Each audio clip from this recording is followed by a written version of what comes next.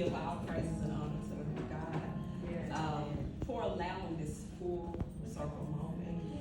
I love and appreciate my higher heights women in Jesus. And I thank you, Gina, for the opportunity. I thank you for seeing the gifts, and I thank you for holding my hand. Yes, yes. So, say a prayer for your girl. So, today we're talking about where we would be without God, reflecting on that. But for a moment, I want you to imagine where you could be with God. Amen. I want you to imagine what you could be with God, what you can do with God.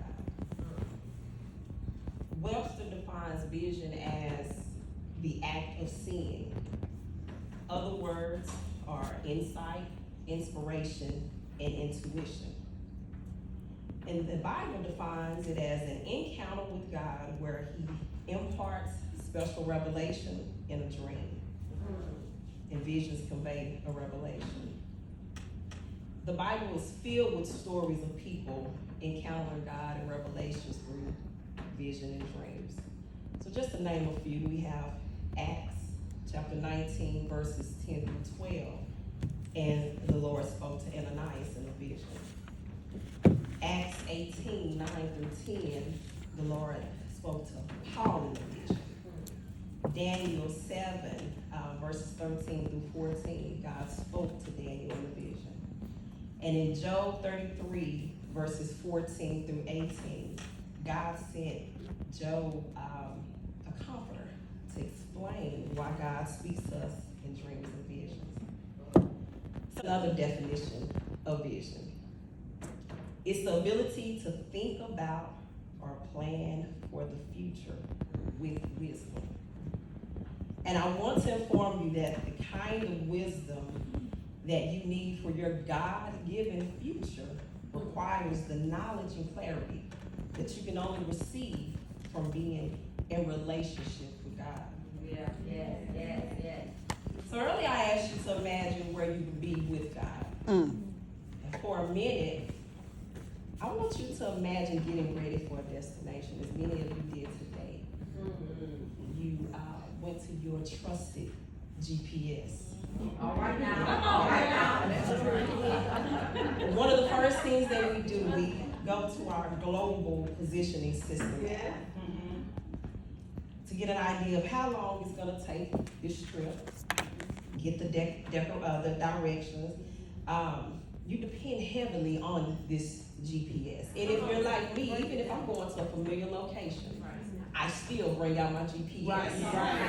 And I do this because I know the GPS can provide me real-time information about shortcuts and delays. Come on now. And that GPS will even say warning, traffic ahead.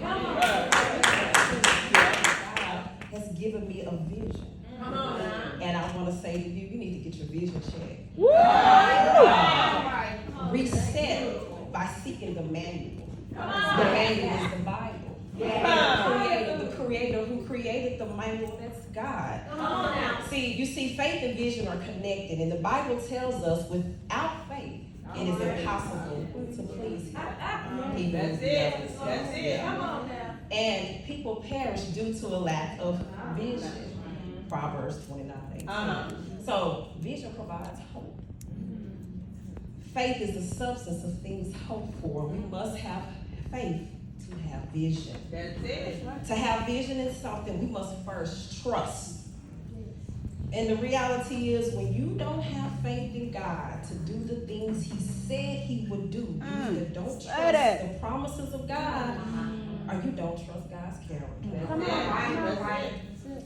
We can say we love God, but do you really trust God for your life and your future? I know that's Let right. me encourage you and inform you that you got the ultimate. All right. It's the one that works with Wi-Fi is down. Come on, Brandy. It's the one that works 24/7, 365. It's the one that will speak to you in a vision and a dream. And we call this God's position of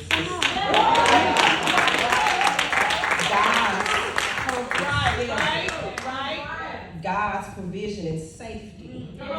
God's perfect strategies. God's provision and solutions. Somebody might be saying, I don't think my GPS is working. Because I don't feel like I hear from God when you can surrender to his word. You can surrender to his plan for you, and that means obedience. Doing what God told you to do. Letting go of your plans for God to use you to fulfill his purpose for your life. That disruption. Yeah. See, the difference between just merely existing and living this life and thriving in life is being obedient to God's plan for you. That plan will come through visions and dreams. And God, because God isn't, he's not interested in hiding your purpose. He's going to reveal it to you. So I say, if you are alive, God has given you a purpose. God didn't create you just to sit and be cute. If that were the case, he would have created you to be artwork in a museum or a beautiful picture on the wall. But let me tell you something. Pursuing God's vision, purpose, and plan that he has for you will require sacrifice. And God ain't concerned about you being inconvenienced. Because the reality is when God leads you to it, it often comes right in the midst of your plans. God wants to give you a greater vision of who he is and the plans that he has for you. But you gotta have faith to see the vision. And faith to pursue that vision. Faith causes man to do more, go further, work harder, and hold on longer, because faith says, I trust God to do what he said. Habakkuk chapter 2 verses 2-3 says, write the vision and make it plain. For the vision is yet for an appointed time, the future. But at the end, it shall speak and not lie. Though it tarry, wait for it, because it will be fulfilled and not delayed. Sometimes the vision is written and tucked into your heart.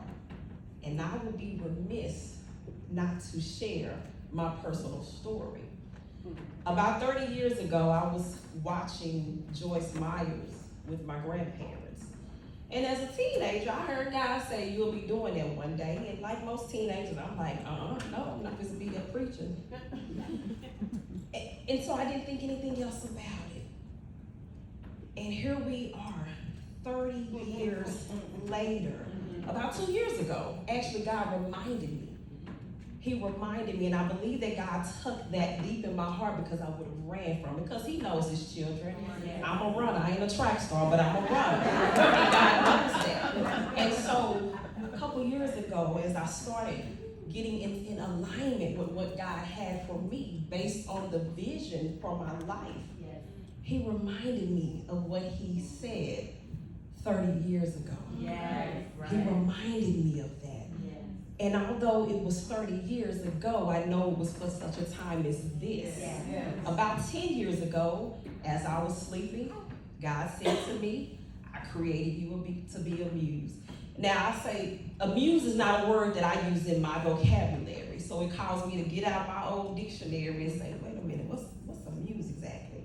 And so I see inspiration for artwork, and I'm like, no, scroll up, and I saw inspiration.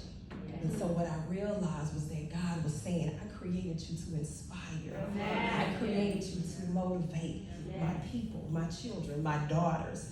And so as I'm here today, I thank God for this full circle moment. Because of the push of my sisters. And it was for this time that God allowed me to be connected with Higher Heights Women's Ministry for my purpose, for the vision. I thank you for this time. And before I leave, it is my hope, my prayer for you, that if you are one of those that's saying, I don't hear from God, God doesn't speak to me, I don't know that I have a vision, check your GPS. How do you do that? You gotta spend some time with God. You gotta pray. You gotta open up that word. Yeah, you gotta get intimate with God. Because other than that, you're just gonna be merely existing That's and it. not thriving and living the life that God created for you.